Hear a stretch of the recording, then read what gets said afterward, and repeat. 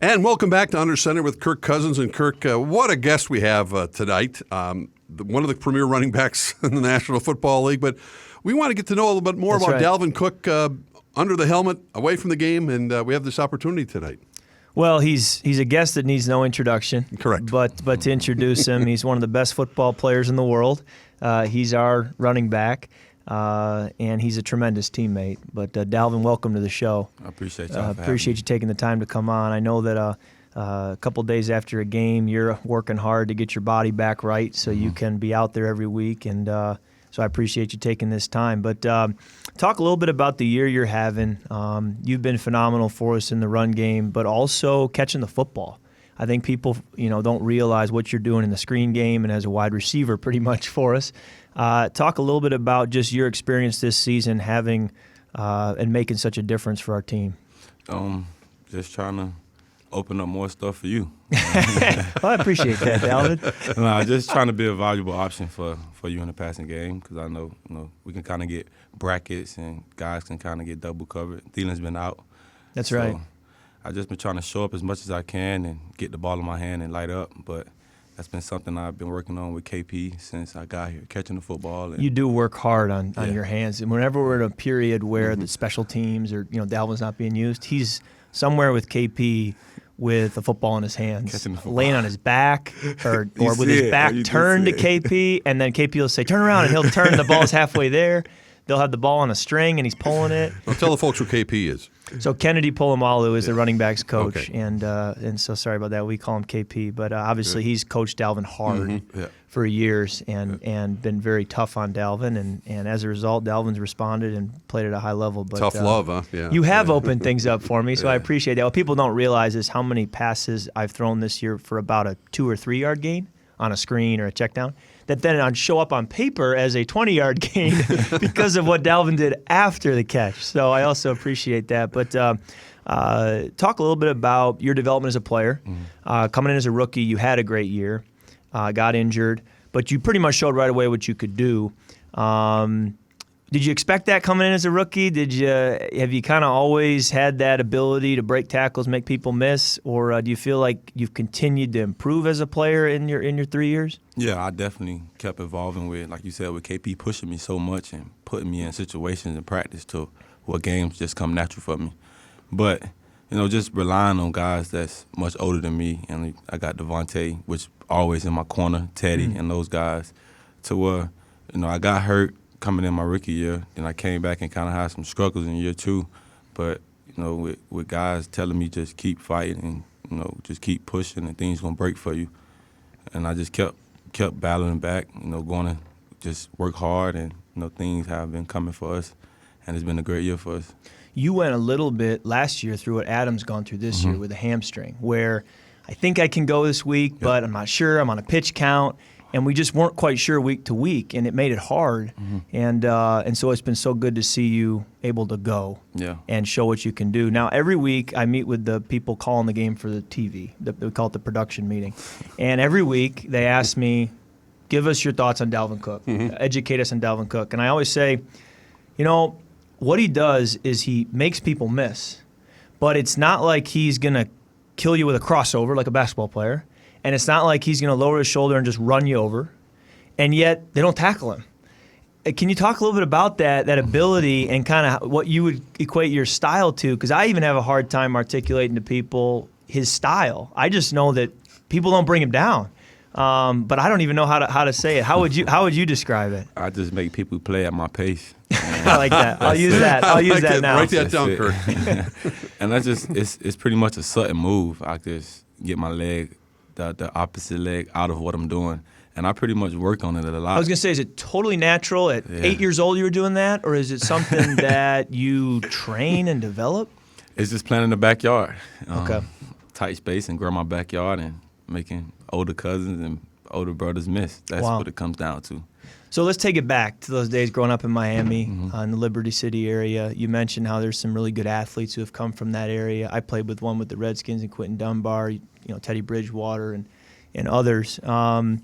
Talk about growing up in Miami. I'm sure the Hurricanes were pretty good when you were growing up, but you chose to go to Florida State. Talk about your recruitment. I'm sure you were dominating in high school football. If you're doing what you're doing at the NFL level, I can only imagine what you were doing at the high school level. Yeah, first off, growing up in Miami, it makes you mature fast. You see a lot of things, you go through a lot of stuff, and like I said, you just grow up pretty fast. And that's just part of being in the Miami life. And, you got to come to grips with it, and once you do, you kind of be ahead of the game. Okay. And my recruitment was kind of crazy. I committed to 3 schools. Did you really? Yeah.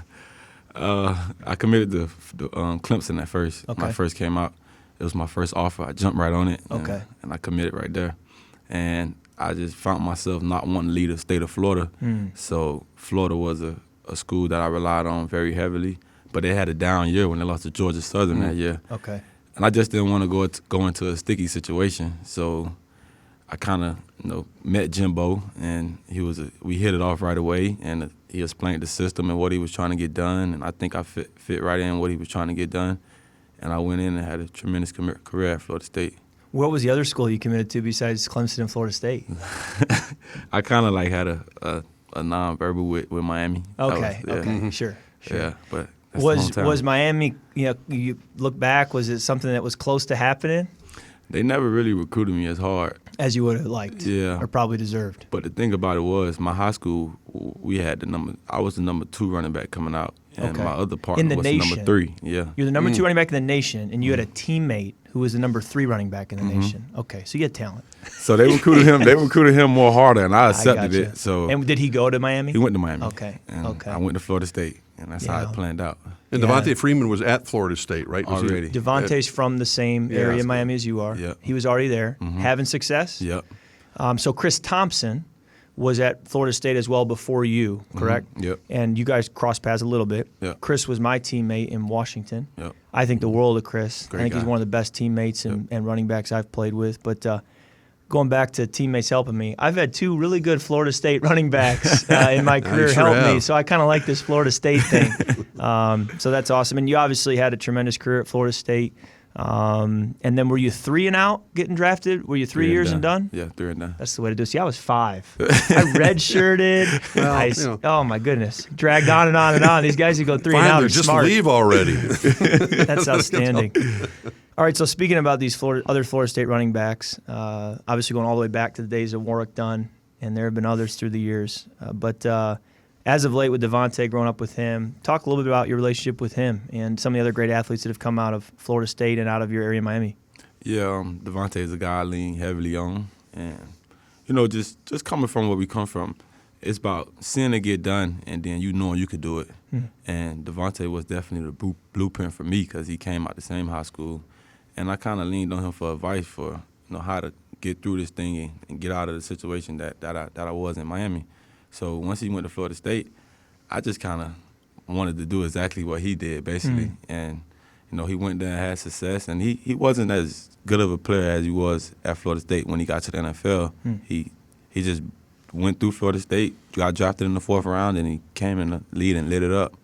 But I leaned on him, and he gave me advice to just keep my head down and keep working, and we tight. That's real great. Tight. That's outstanding. To have a guy like that you can do life with, because it's so hard in this league with the adversity you face to kind of feel like you're all by yourself. Yep. You got a sounding board. You got a guy who knows he's been through it too. He gets it. Yep. I'm sure that makes a huge difference. Now, the possible MVP of our league this year is another guy from Miami, Lamar Jackson. He's having a historic year. He'll probably have the most rushing yards ever from a quarterback. And then you look at what he's done throwing the ball. It's historic, the combination. You played him in high school, right? And he's from the Miami area, Southeast Florida. Talk about that game or what you saw from him or what he saw from you that day. It's actually an interview that's going around where he kind of talks about the game. Okay. And he tells you, with Dalvin Cook, he was good. but he was special too, man. Okay. He was special. I just think, I always told myself with him, once his throwing catch-ups to the way he runs the football as a quarterback position, he's going to be awesome. Yeah. And, he scored on the first play of the game when we played him. Man, I was like, hold up, who is this? And he threw for 200 yards, ran for 150, and I just tell you the type of day he had, but they lost by 4 touchdowns. Really? So, yeah. But he was the Team only game. player over there, and we just was loaded. And, just playing against that guy and seeing how much he's grown. I played him at Louisville where he hung 70 points on us, and it's just I can't shake him. Yeah. We had a guy who played at Louisville, played with Lamar, who was on our team this offseason, and I said, did you expect it? Did you expect the success? Mm-hmm. And he said, I'll tell you what, man, there's a lot of good athletes out there. I've seen a lot of people on the football field. He's a different type of movement skill, a different type of speed. It's football speed where he can cut and move and never lose a step. They say Devin Hester was a little bit that way, where he could return kicks, and even though he was only like a 4.5, 4.45, it wasn't like he was 4.2, he never lost speed when he made a cut, and I think Lamar's kind of like that, although Dalvin would know better than me, having played him and having been a running back. So, do you think he'll have to evolve as a quarterback in the context? He's a phenomenal running back, and yet a lot of times you see those RG3, some of them, Vic, sometimes you eventually hit the wall. Injuries, as you know, can play a part of it. Or will he be the same guy for a long time because he's so multi-talented? I think he will. You see the way he embraced contact as a runner. He turns into a running back automatically. He protects himself. He does. He doesn't expose himself to silly hits. He'll step out of bounds. He'll get down. Yeah. When you're that quick, you can avoid the killer shot. And his passing statistics this year are off the charts too, so I don't see why he would slow down anytime soon. I'm sure when you're 35, you slow down a little bit. Change things up a little bit. I think he's got a few years before that. A pocket passer, no. Dalvin, talk a little bit about moving to Minnesota. So you get the call, you get drafted, you come out early, and it's the Minnesota Vikings. Talk about that transition, moving from a state you've lived in your whole life to the state of Minnesota. Pretty different from Liberty City to the Twin Cities. Yeah, I got that call, and automatically, I got the call, was excited about the whole situation, but it hit me. I'm like, where I'm going? I didn't know. I just look at a map here. Where I'm going, and I called Zay right away. Okay. When I called Zay, he pretty much explained everything. Just get you a coat, and you tell me what type of coat. 4-wheel drive. I bet that helped having Xavier, Florida State guy who'd been there. That was big, man, just having him to lean on for them first couple of years, because Teddy was here, but he was going through a situation. So I just was pretty much letting him be, but called Zay, leaned on him, and Zay pretty much walked me through the whole thing and gave me the background of Minnesota. Now talk about, you went through the ACL, you went through the hamstring last year. You've been very diligent this year coming in on a Monday or a Tuesday to get work in, to keep the sweat going, get the soreness out each week. We've been given a lot of victory Mondays where we don't have to come in, and you're still coming in. Yeah. And Tuesdays, I take the day off. I don't come in on Tuesday. I rest and I'm with my family. You're usually coming in to get some extra work in. Talk about your process of taking care of your body and being a pro and what that looks like during the season. Yeah, I'm a guy. I like to observe, and then I pretty much put everything in my toolbox. So I've been observing guys, the older guys around here. What works. Yeah, and how to get stuff done. And I come in on Mondays and I lift, I squat at my position. I got to do that. Even if you took 30 hits and you're sore? I got to squat. Okay. That's mandatory. And I come in on Tuesday and pretty much open up and run. Okay. Real good. Regardless of how you feel for the most part. I got to run. Okay. I got to open up. I run some gashes, some sprints, get going. Who takes you through that, the strength coaches? Keys. Okay. Me and Keys. Okay. Yeah. And then on Wednesday, that's when I get to fly around. Then Thursdays, I kind of like temper it down, and Fridays, I crank it right back up.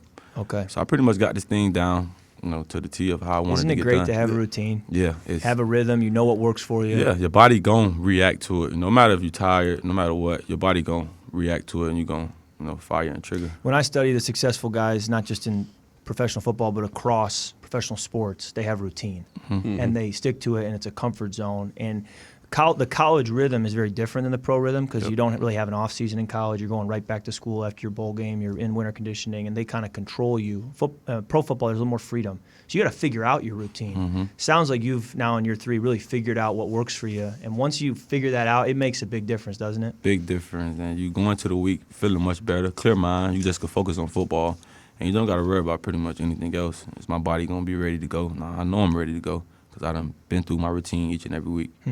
Now talk a little bit about off the field. Mm-hmm. You've done some great stuff with Vikings Table, and you got the sweatshirt on right now, and I ordered one as well. I got in my locker. So talk a little bit about that story and what you do and the difference you're making and people are making on your behalf.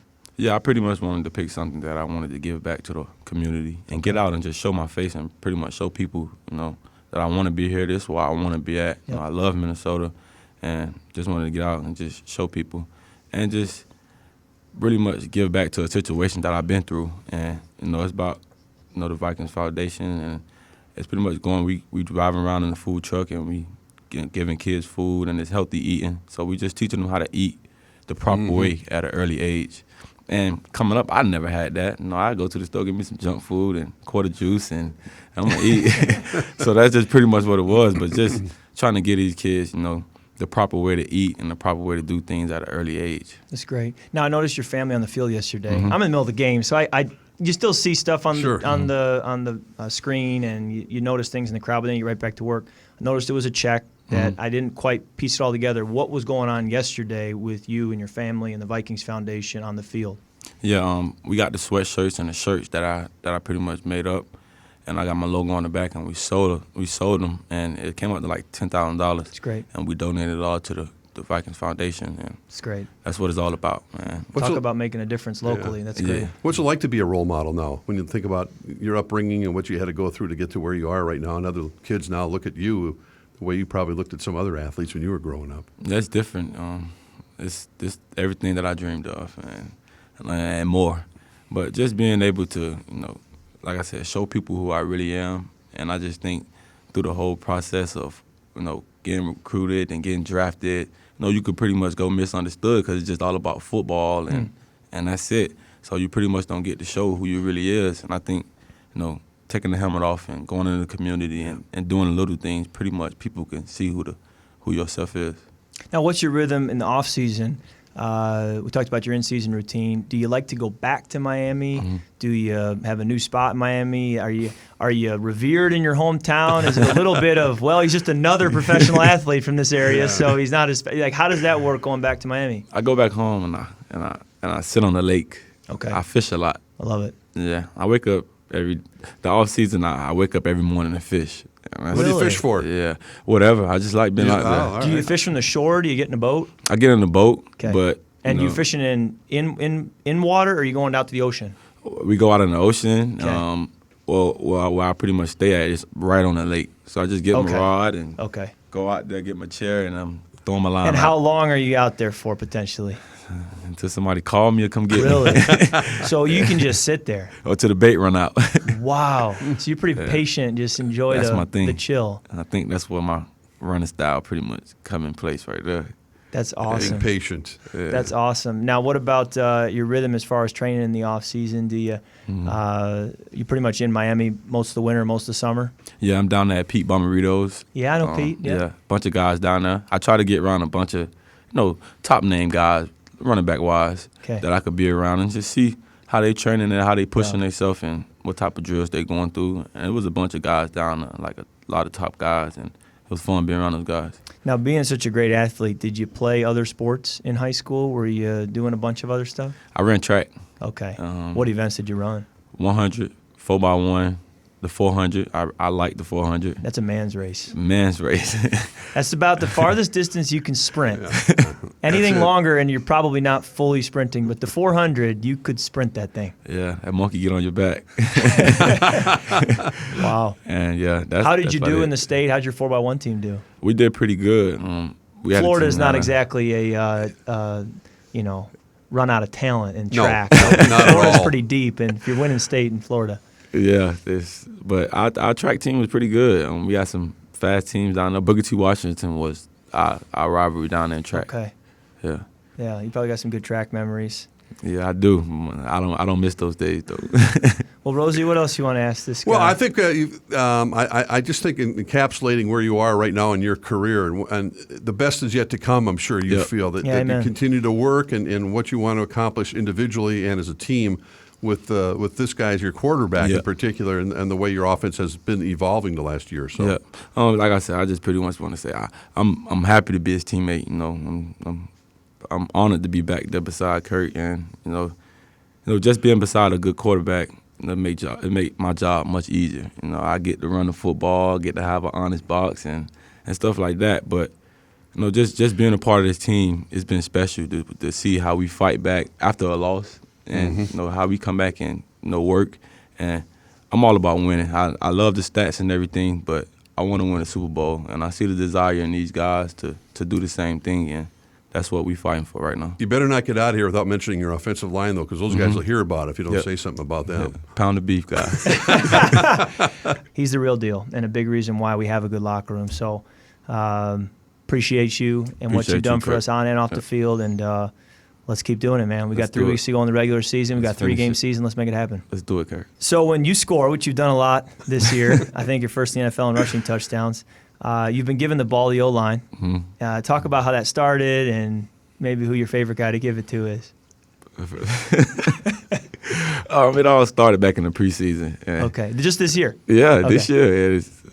We started handing those guys the ball and trying to see who spikes the best. They really enjoy it. They enjoy it. They enjoy it more than I think it is deserved. They really look forward to it. They enjoy it. You got to see Pat. When I gave Pat the ball, he was like me. Like he was hyped about it. Yeah, he was hyped. But Pat's definitely the Pat best spiker. Elfline, yeah. He gets it done, and he got a demeanor to him when he do it. So the one on Sunday, I think, was the best one all year. The key is when you spike it, it's got to leave the screen on film the next day. If it disappears off the screen, that's a good spike. It's awesome. That's great, Dalvin. Thanks. Yeah.